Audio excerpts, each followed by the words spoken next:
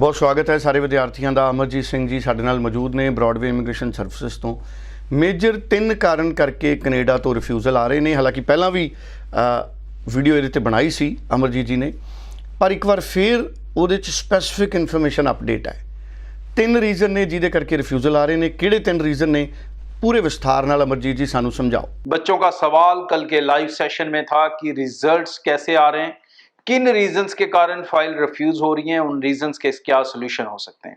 इसके ऊपर वैसे ही मैंने कल एक वीडियो बना दिया था जो शायद कल आपको मिला होगा, कि जिसके अंदर मैंने फाइनेंशियल को बहुत इंपॉर्टेंटली टारगेट किया था। तो मेजर रीजंस ऑफ रिफ्यूजल जो आ रहे हैं दोस्तों वो 3 हैं। एक फाइनेंशियल्स का आ रहा है, दूसरा आपने जो कोर्स प्रपोज किया है कनाडा पर जाकर पढ़ने के लिए वो ऑलरेडी इंडिया में अवेलेबल है, तो आप इंडिया में क्यों नहीं कर रहे हो। एंड थर्ड आपकी लैंग्वेज को लेके। अब ये जो लैंग्वेज वाला है ये क्लियर है, इसमें तो आपको अपना आइल्स पीटी स्कोर इंप्रूव करना है। बहुत सारे बच्चे अभी भी कोशिश कर रहे हैं कि आइल्स 6 ईच ना हो, एक में 5.5 है तो फाइल ट्राई कर लो, या पीटी 59 ईच नहीं है, 57 है, 58 है तो ट्राई कर लो। तो ऐसे केसेस के अंदर रिफ्यूजल्स देखने को मिलते हैं, तो उनको सिर्फ अपनी इंग्लिश को इम्प्रूव करना है।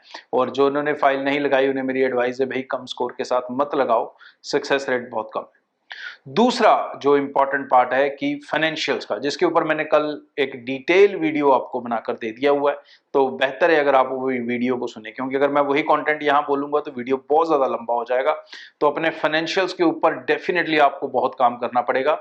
जितने भी रिफ्यूजल्स आ रहे हैं उसमें से 60 to 70% रिफ्यूजल सिर्फ फाइनेंशियल प्रॉब्लम के कारण है। ये जो इंग्लिश वाले बता रहा हूँ या ये जो मैं बता रहा हूँ कोर्सेज को लेके, इनकी परसेंटेज बहुत ज्यादा कम है, बहुत ज्यादा रिफ्यूजल्स इस बेसिस पे नहीं है।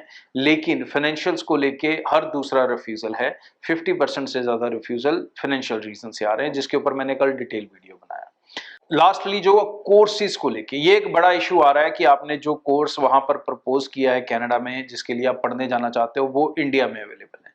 तो कोर्स सिलेक्शन आपको बहुत ध्यान से करना होगा, खासकर ऐसे कोर्सेज जो आप चुनते हो जो बहुत सारे जर्नल हैं, नॉर्मल कोर्सेज हैं, तो आपको ये चैलेंज आएगा। खासकर अगर आप मान लो कि बीबीए का प्रोग्राम ले रहे हो, बिजनेस एडमिनिस्ट्रेशन का ले रहे हो, नॉर्मल प्रोग्राम, तो आपको ये चैलेंज आ सकता है।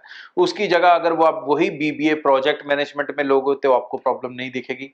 वही बीबीए अगर आप सप्लाई चेन मैनेजमेंट में लोगे नहीं प्रॉब्लम आएगी। वही बीबीए अगर आप फाइनेंस में लोगे नहीं आएगी। वही बीबीए अगर आप प्रोजेक्ट मैनेजमेंट या ऐसे स्पेशलाइजेशन एनर्जी मैनेजमेंट ऐसी स्पेशलाइजेशन में लेंगे तो ये चैलेंजेस आपको कम आएंगे, क्योंकि ऐसे कोर्सेज इंडिया में ग्रेजुएट लेवल पे अवेलेबल नहीं है।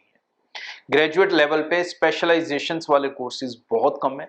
ज़्यादातर कोर्सेज जर्नल ही होते हैं, बीबीए जर्नल होती है, बीकॉम जर्नल होती है, हर चीज़ जर्नल होती है यहाँ पे। बट वहाँ पर इन सब डिग्रीज की स्पेशलाइजेशन भी होती है। तो अगर आप स्पेशलाइजेशन के साथ प्रोग्राम ले रहे हो तो ये चैलेंज आपको कम आएगा। तो कोर्स सिलेक्शन के ऊपर इसके लिए आपको खास ध्यान देना होगा।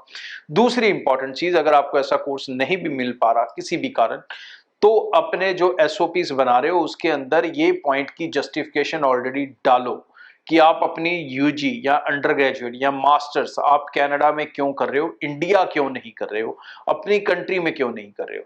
जनरली जो आप एसओपीस बनाते हो उसमें आप ये तो बता देते हो कि आप कनाडा क्यों पढ़ने जा रहे हो, बट आप ये नहीं बता रहे कि इंडिया क्यों नहीं पढ़ रहे हो। ये 2 चीजों के अलग अलग जवाब होते हैं।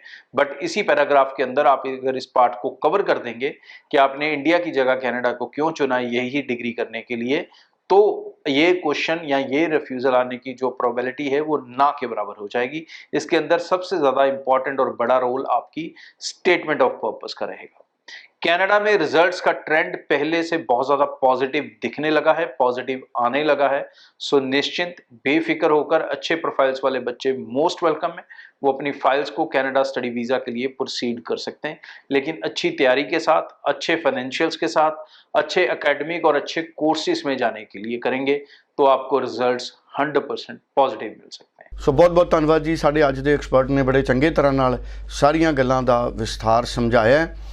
और स्क्रीन ते नंबर है, तुसी इस नंबर ते टैलीफोन कर सकते हो, नेड़े दे दफ्तर च विजिट कर सकते हो।